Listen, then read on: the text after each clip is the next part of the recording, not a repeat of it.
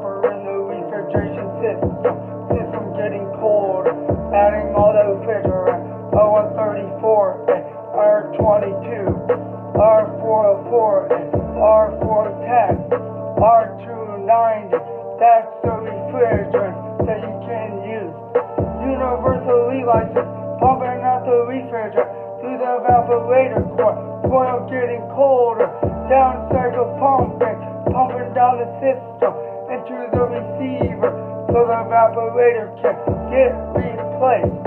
Gotta recover the refrigerant from the receiver.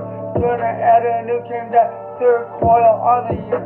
Pump down cycle, running really hot now. Gotta add more refrigerant to cool the compressor. Compressor overheating. The system is sealed hermetically. That's a pump down. That's a pump down. That's a pump down. That's a pump down. Pump down cycle running a little hotter. Pumping out the refrigerant through the evaporator. The evaporator coil getting colder because I'm pumping refrigerant through the system. Yeah, the evaporator coil getting colder because I'm pumping refrigerant through the system. Gonna add more. R134 to the service valve. It enters in the compressor. It gets pumped through the condenser. Condensing into a liquid. The fan blows across the condenser. Fan cools it. The superheat exits.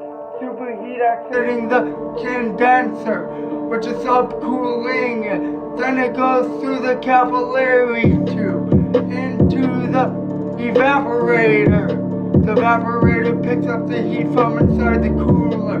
The cooler then cooling down now because the evaporator coil picking up the heat from in the cooler, cooling the evaporator, taking all the heat to return light back to the compressor, to the condenser, to the capillary tube, getting the cooler cold, pumping down the system with 100 pounds of charge on the system. Got a big receiver.